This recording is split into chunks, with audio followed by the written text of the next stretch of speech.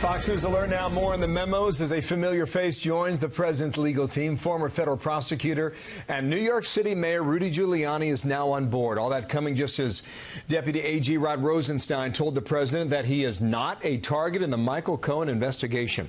Alan Dershowitz, Harvard Law Professor Emeritus, with me now. And, sir, good to have you back with us by way of Skype. We'll take you any way we can get you. And I got a long list of things here, so let's get after it. Ken Starr last night said that Rudy Giuliani, more than any other attorney in America, is perfect for this position.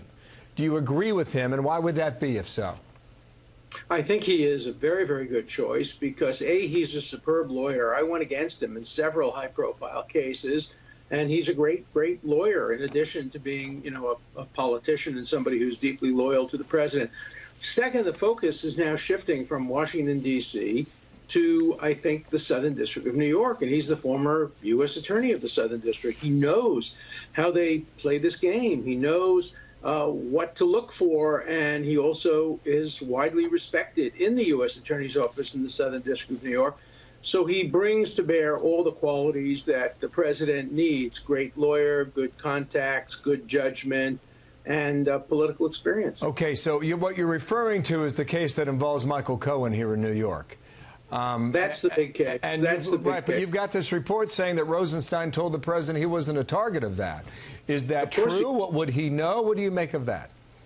Of course he's not a target, because they haven't even gone through the files. The risk is that he could become a target on two possible bases. One, if they flip Cohen and they get him not only to sing but to compose, to make up stories, to elaborate.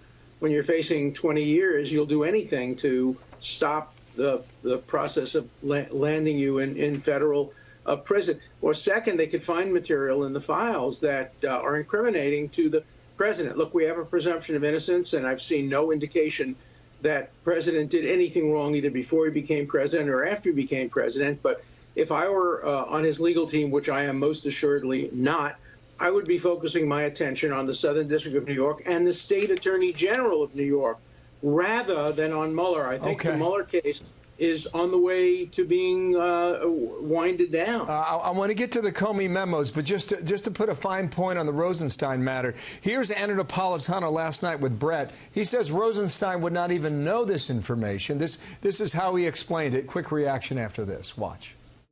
Rod Rosenstein could not know what's in those documents. First of all, the documents and tapes are enough to fill a small pickup truck. Secondly, they're in an FBI vault.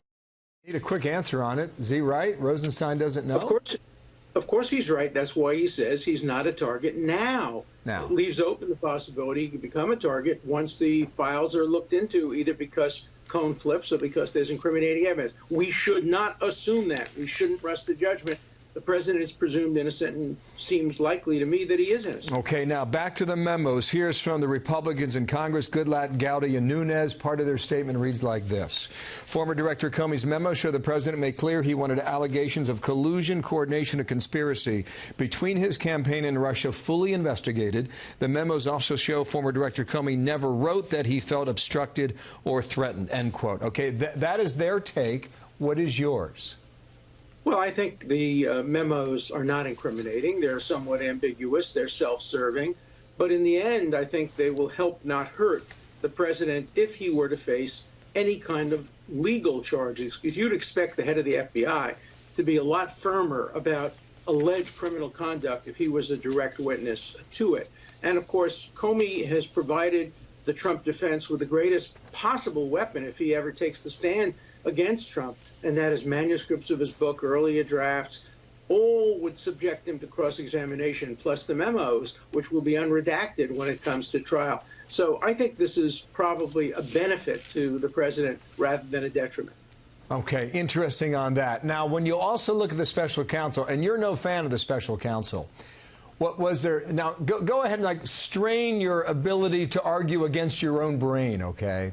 Is there anything in those 15 pages that suggests there is a reason why a special counsel should be appointed? I don't think so. I don't think a special counsel ever should have been appointed. The more we learn, the more we see that what was necessary was an objective, nonpartisan commission of experts looking into the role of Russia in trying to influence American elections in the past, the present, and the future, without pointing fingers of recrimination at people other than the Russians, based on the appointment of a special counsel. It was a mistake to appoint special counsel, and it was a mistake not to appoint a bipartisan commission to do something that benefits all Americans, and that is get the Russians out of our electoral system. You know, if you think about that, and I don't know if this is so much a legal question, because I know you want to deal in facts here, and we're trying to do that. Does it bother you that, you know, portions of the U.S. government allowed the former FBI director to go public and trash a duly elected president, whether you voted for him or not? I don't think you did.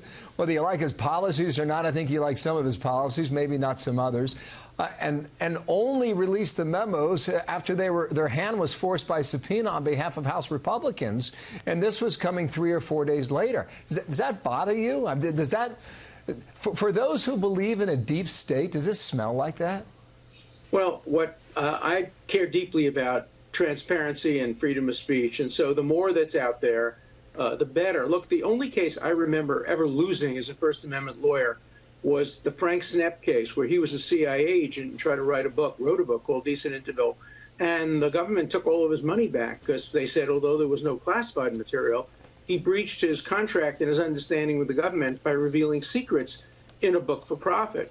And I'm wondering whether the government isn't looking into that with Comey as well. He revealed secrets, stuff he should never have revealed, private conversations with the president and with others for profit. So I think under the Snepp doctrine, he may have a problem. Well, Alan Dershowitz, thank you, sir. I hope we get a chance to talk next week.